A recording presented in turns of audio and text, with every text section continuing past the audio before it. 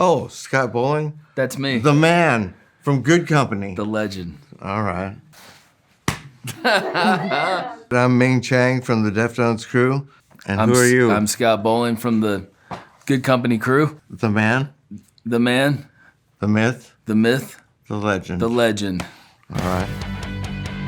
Ming Cheng.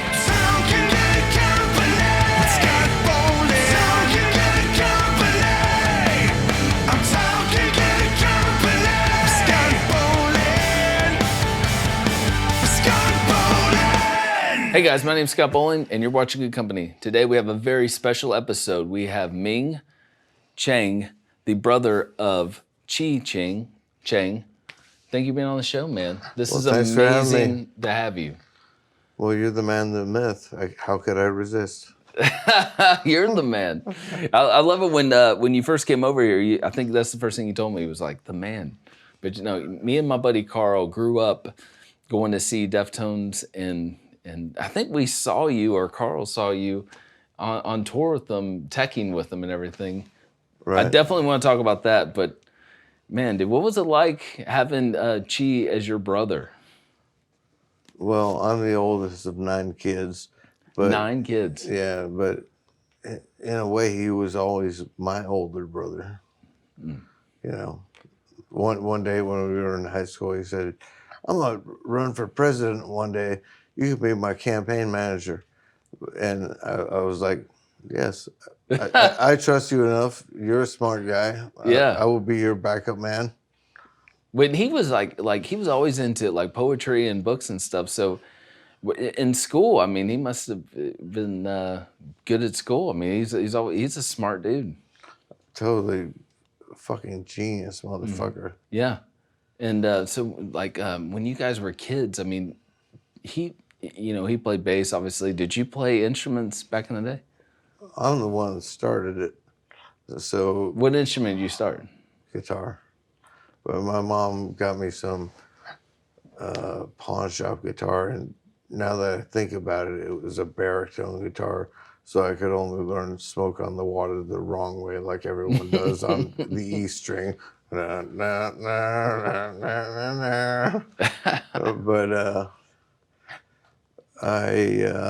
my mom and pops got me a guitar and an amplifier, and then I got a ticket on my motorcycle. I didn't have a license or anything like that. They made me sell my motorcycle, and they insisted I buy him a bass. I couldn't have been more happy to have somebody to play with me. Yeah.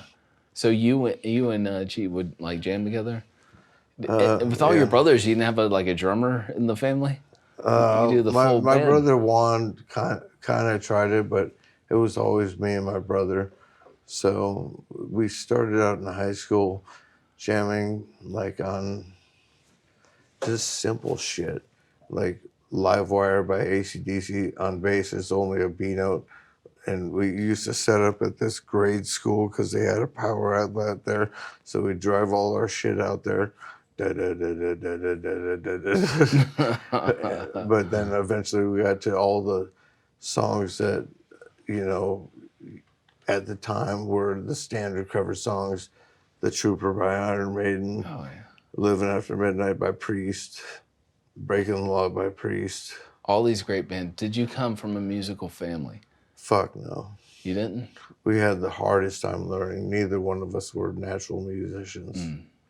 Did your parents listen to a lot of music in the house? Yeah, my dad listened to classical Chinese music, and my mom listened to Joan Baez and Crystal Gale and John Denver. So she totally fucked me in as a child abuser, because she was the perfect age in 1965 to see the Rolling Stones and the Beatles on the Ed Sullivan show. But she was too busy doing her hair, is what my aunt said. Not bitter. No, I didn't get that. I didn't get the bitter vibe. Hey, where'd you guys grow up? By the time I was 17, we had moved 17 different times. 17 different times? But we initially, after the second time, landed in Stockton, California, which is like a total gangster town. So Was that rough? Yeah, we were watching a movie one time and we were skateboarding outside the back of the theater, and 2 cars rolled up, 8 doors open, 8 brothers got out, and they said, "Give me your money." And I didn't have much money at the time, so I pulled out $1. I got socked in the face. We all started running. They got our skateboards, but they were just doing it for fun. Ah, jeez. Stockton is not a good place. They had the highest murder per capita rate in the country at one point. So all this violence, so to escape, you and your brother would play music together. Yeah. And were you guys like, do you have a band name, or was this a Our first band name was Blitzkrieg. Blitzkrieg? I think it was after like a Metallica song, maybe. Oh, okay. Yeah. But it was mostly covers. I brought a couple of originals to the table. You're the older brother, but was she like listening to a lot of different things? Like, was he, I mean, obviously, like he was probably open to a lot of different sounds and you know, like you guys you were talking about Metallica, but was he into the 80s stuff? Like, you know, I've heard Chino talk about like Duran Duran and all these different kind of artists. What was she listening to? Like, what was his big, was he just into like a lot of early Metallica stuff, heavy stuff? Well, the 3 bass players that he was most influenced by, metal-wise, were Cliff Burton, Oh, Geezer Butler, and Steve Harris from Maiden. And so when we started learning Maiden tunes, that's when it really jumped off. And he got into Geddy Lee a little bit, but Steve Harris was his guy, and Cliff Burton. what about you on guitar? Like, who were your influences?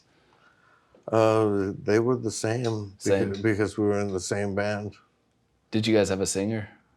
Yeah, we did. Who was your singer? His name was Steve Littleton. He wasn't very good.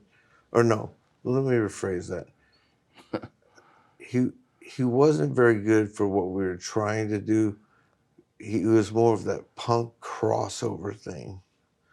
So it took me a long time to appreciate him. So when my brother went to Sac State and I went to a junior college in Stockton, I stayed in a thrash metal band called Brother Kane, and I kept Steve as our singer. And I didn't appreciate him until now, Mm-hmm. you know, because, you know, he was doing his own thing. So you guys both went to 2 different schools? Yeah, for a time, he went to Sacramento State to follow some bitch who was his girlfriend. And eventually I followed him, and here's the story we wanted to talk about. So my brother was never very aggressive as finding a band. Mm. So, but I was placing flyers and ads, and I don't know why, but I put my influences or something like that was Death Angel, Testament, and Damn Yankees. I don't know why I put Damn Yankees, but I liked Ted Nugent kicking the door open and fucking. That was the best song. playing Take Me Higher. Oh, Right? That was the song. God, you're old. Dude, I love that song when it came out, man. Dude, I love Ted Nugent. I love his style. He Yeah. just does. You got to kill it before you grill it. And I don't even like eating meat, but Yeah. he does his own thing, Yeah, drugs were never an issue. It was always the women. right? But he's still with the, what do you call that? Little man panties. Oh, yeah, The yeah. fiery bow. But that dude's a hell of a guitar player. So when you guys like finding your sound, how long did you guys play together as a band? I mean, you and your brother and A couple of years. a couple of years. Oh, where I was going with this story Yeah. is I placed the flyer. Stefan responded to it. And he came riding his BMX bicycle from his mom's house. Must have been 5 or 10 miles. And he had a Jackson guitar. It looked more like a Thunderbird, and it had the happy face with a bullet hole into it, which apparently the guy from Rat had. But anyway, he played the demo for me, and it sounded like Bad Primus. Chino could not sing, but they were trying to mix reggae and all this. Like now I have an ear for what has potential, but at the time, I was just like, this isn't what I want to do. I want to do something a little more thrashy, a little more groovy. Wow. Yeah. So That is so, oh man, that's so deep. But I said, I think my brother might be interested, and the rest is history. Really? Yeah. So that's like a crossroads right there. I mean, you could have stayed, but it wasn't your thing. You wanted to, were you thinking about maybe I should join a different band? Or, you know? Well, if Stefan would have plugged in his guitar and showed me what a badass rhythm guitar player he was, I probably would have said, hey, why don't we start our own band? But the whole time in the beginning, the Deftones was Stefan's creation. He handpicked every member from that band. Stefan had the resources, right? Because didn't he get in an accident and he had... He got in an accident. He bought that Jackson guitar. PA, right? Didn't he have a PA as well? I don't know about that. I thought he had all like the stuff. He might have, but so after his accident, after he healed, he had learned some songs off of Kiss Alive or whatever, which I'm the only guy in the world who hates Kiss. But I miss the Kiss train too. Like I've never been a big... Kiss. I hate Kiss. they fucking suck. I think it's the worst goddamn band ever. Straight up, thank you, brother. Most over-fucking rated band of all fucking time. The Deftones opened for Kiss, and you know what happened every night they played? Boo! Boo!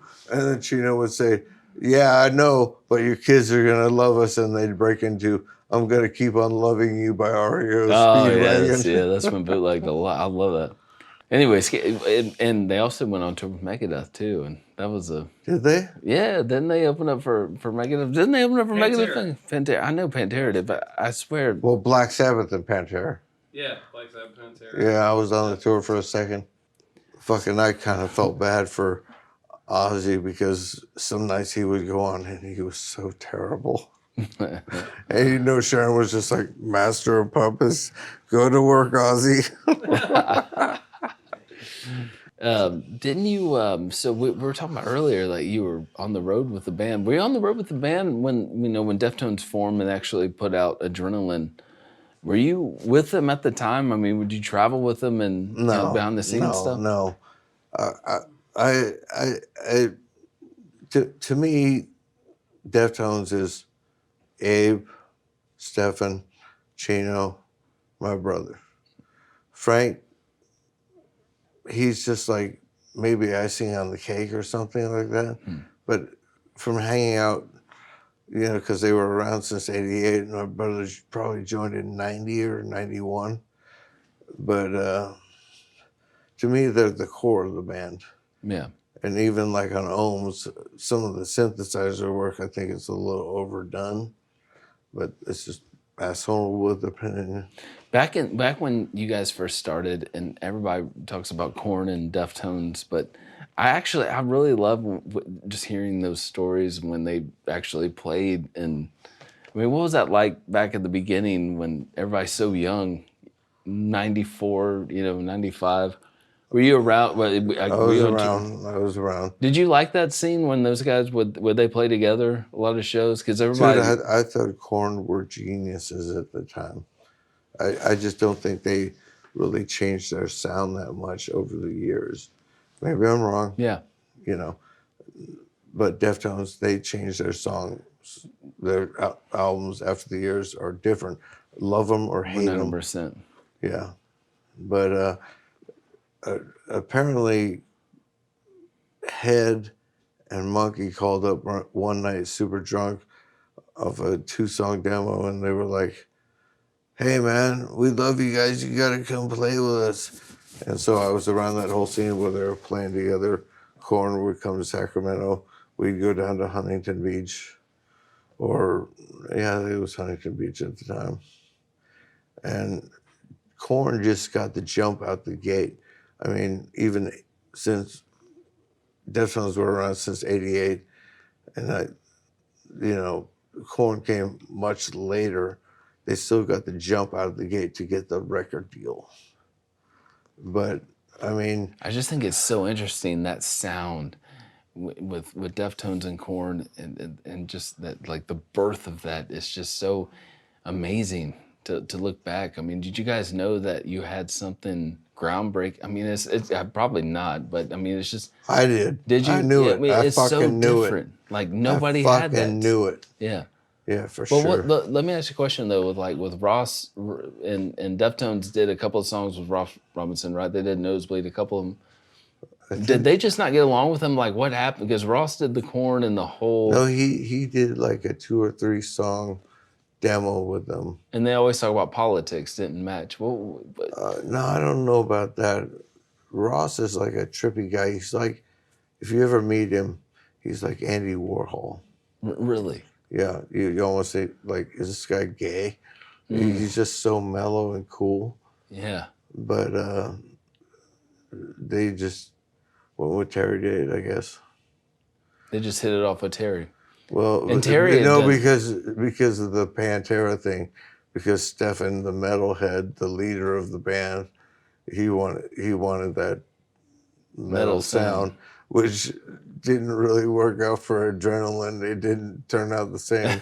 And if you listen to Adrenaline, it's all in 440A, which is weird because, they all go to down tuning after that. Yeah. But if you listen to Adrenaline, Wow. it's still heavy as fuck. Uh-huh. Yeah. I love Adrenaline. I do too. 7 Words. I remember seeing that on Root. I love Root. Root. But well, why did they pick 7? What was? That's a good question. Like, Root and 7 Words. 7 Words went Headbangers Ball and all that. And when first time I saw that, I was just blown away.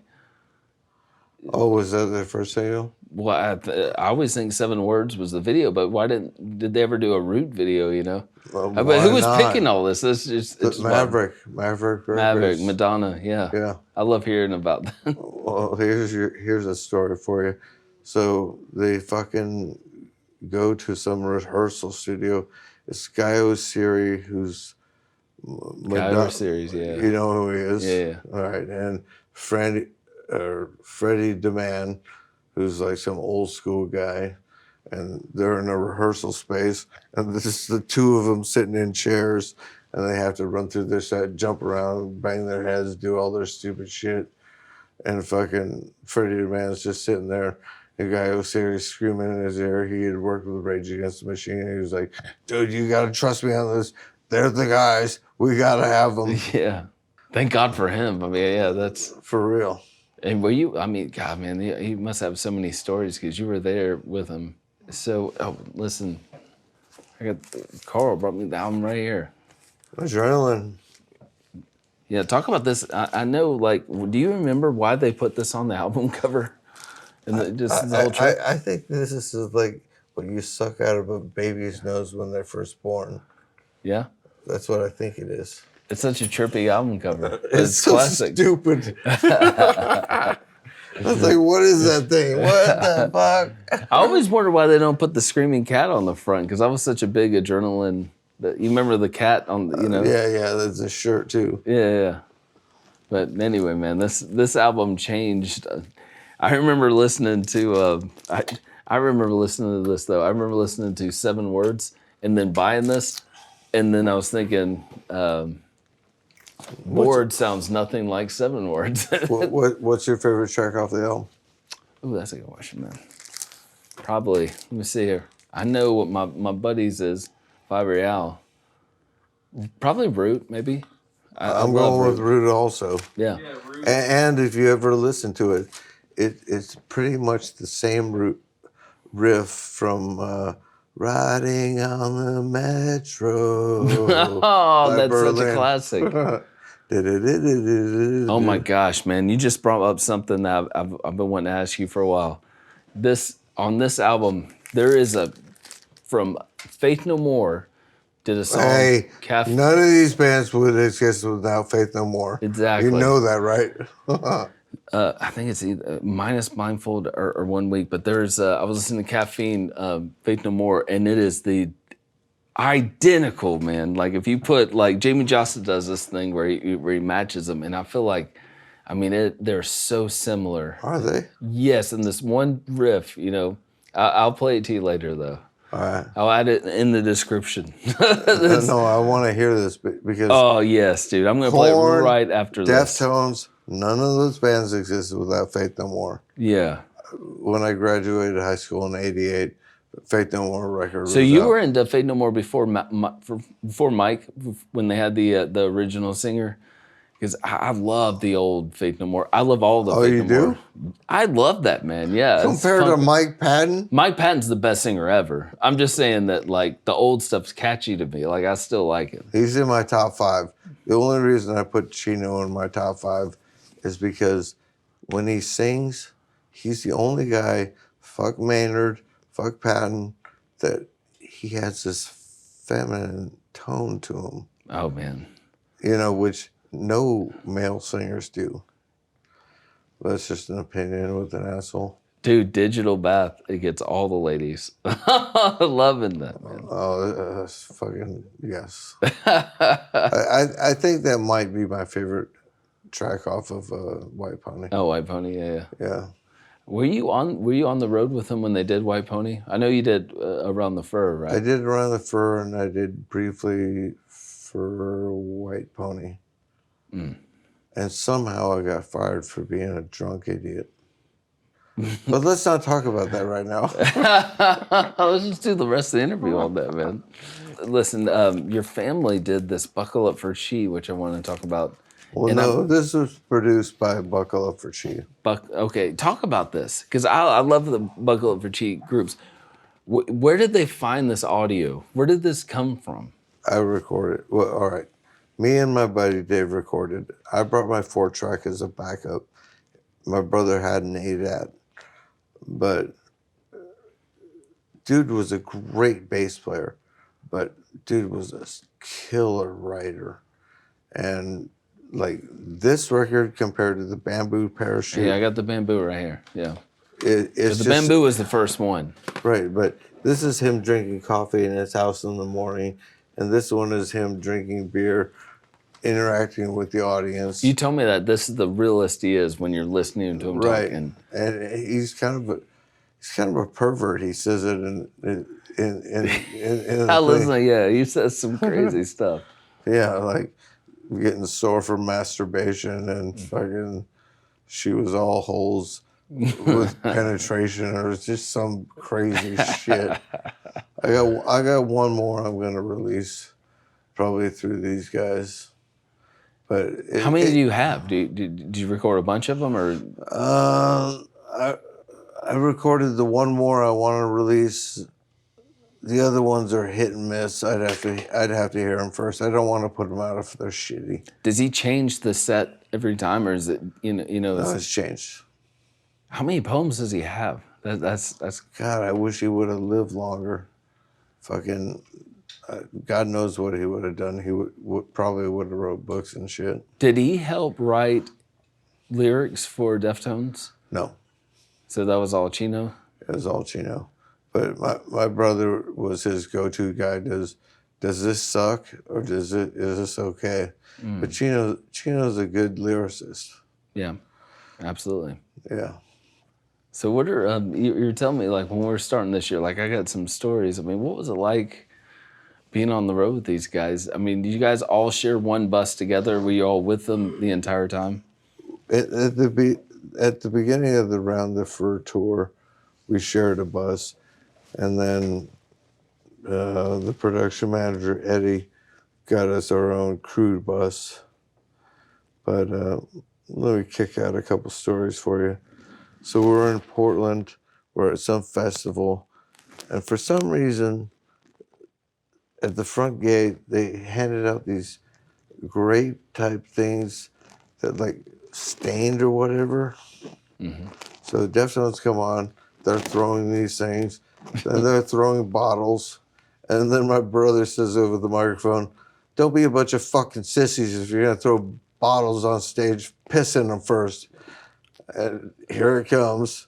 Abe gets hit in the fucking right eye with a pair of sunglasses. He's bleeding. Oh, jeez. And then Cheeto's like, has this bottle of piss, and he's like sniffing it for 30 seconds.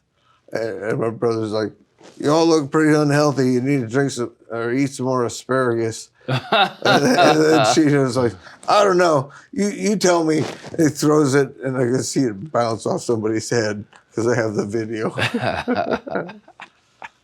God, I'd love to see that.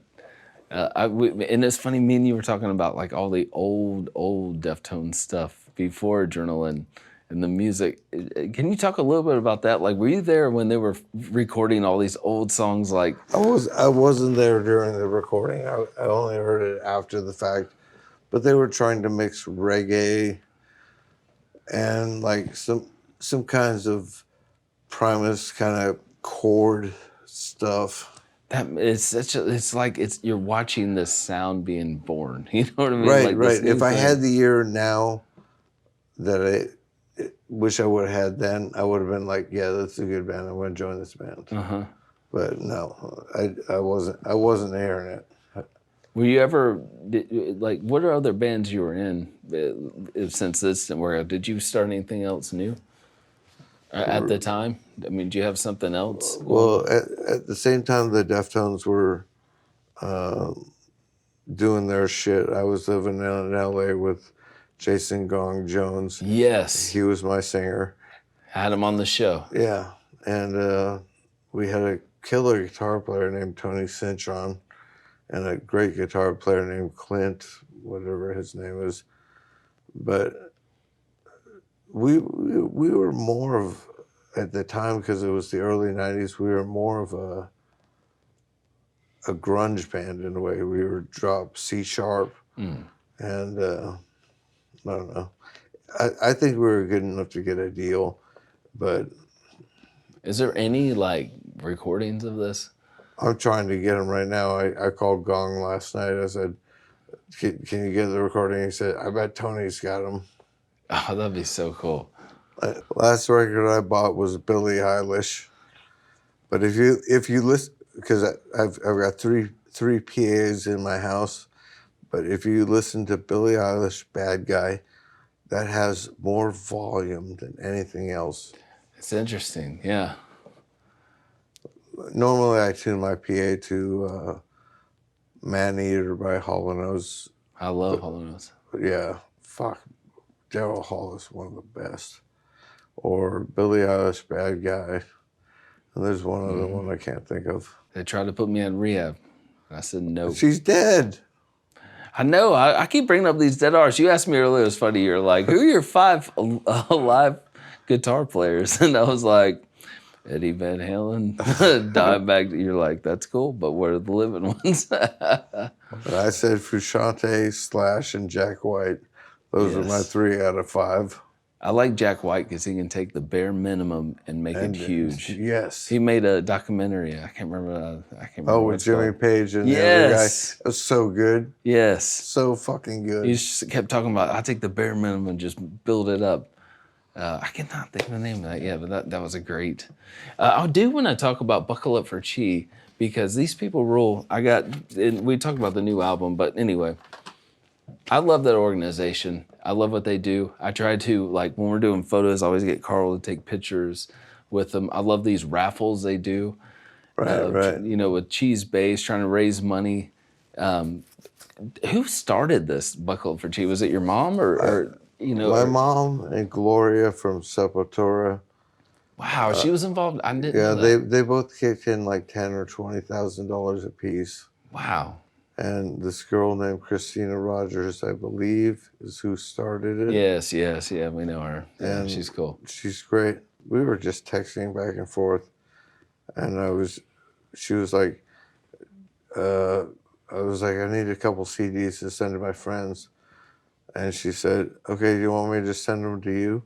And I said, actually, can I just give you their addresses because I'm broke right now? And she says, I wouldn't want you to be broke. Your brother wouldn't want you to be broke. Mm-hmm. How much money do you need now? So I can like just something humble like $100. And she was like, I'm going to send you $500. Wow. She kept my power on. Sweet girl. Yeah. Oh, Yeah. that's so nice. Yeah.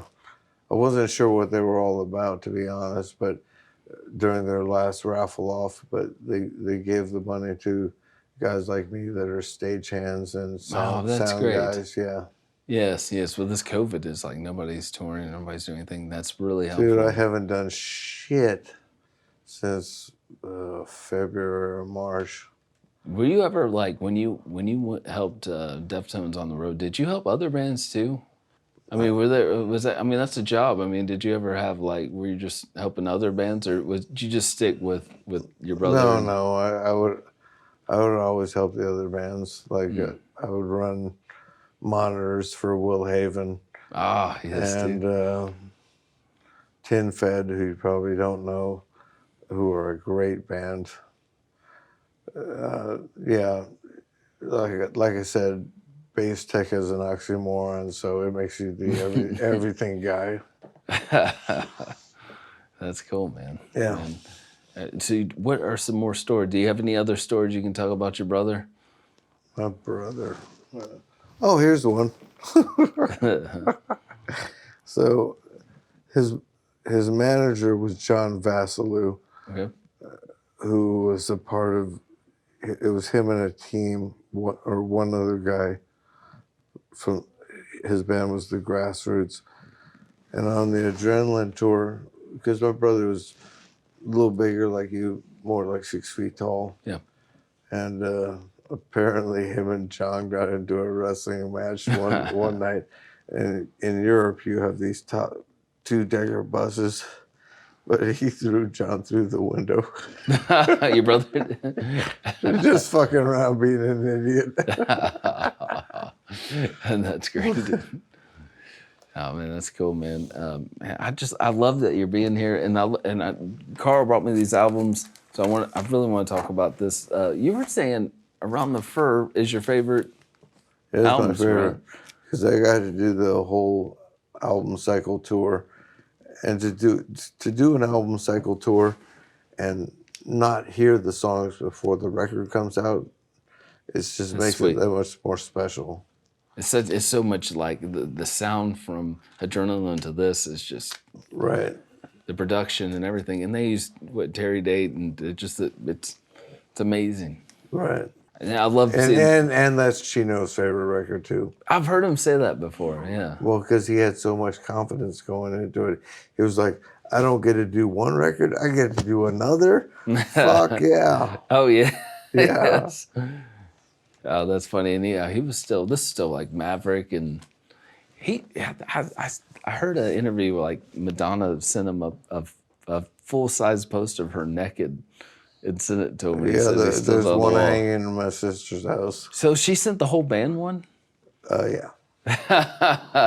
Signed. Signed. That's great. I wouldn't mind having a full-size signed Madonna naked picture. It'd be great. You need to save your money for my gold and platinum records, okay? I will. Thank you.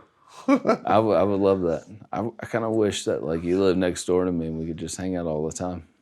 I don't think I can afford to live next to your store. I'm sorry. Well, if we could make that happen.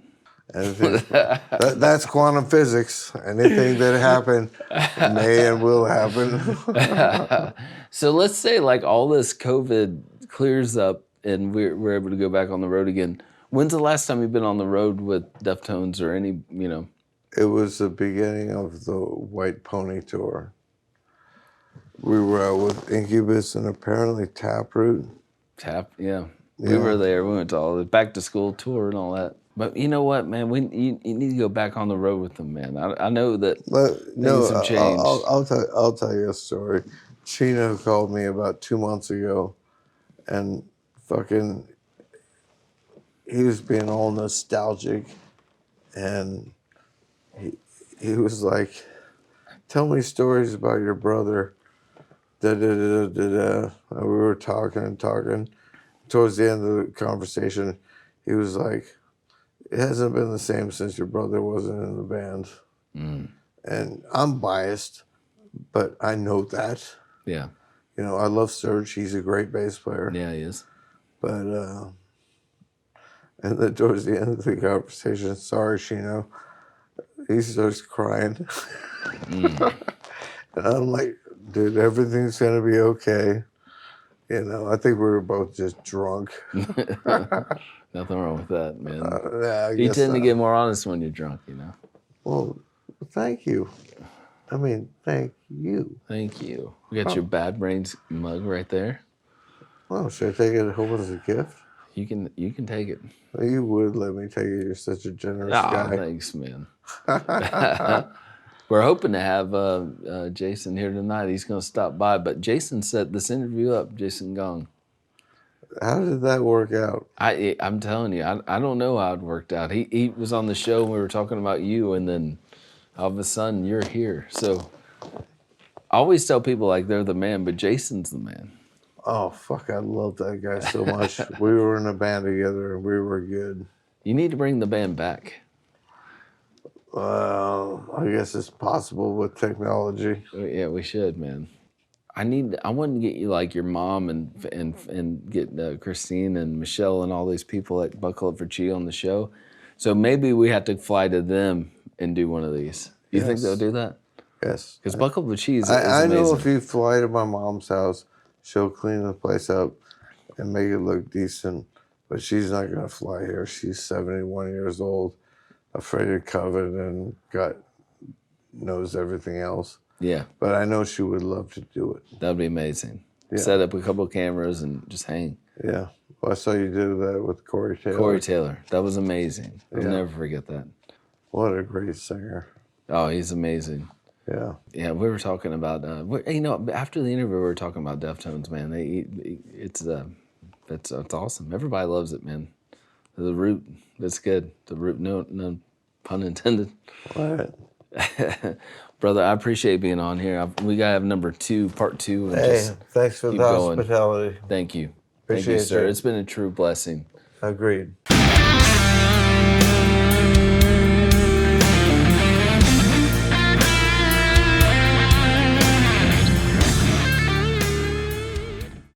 Did I start that Fuck, I gotta go do a line of blow real quick. Hold on. right? You're not going to do it on camera? Well, if you don't mind. Of course. We're all like waiting to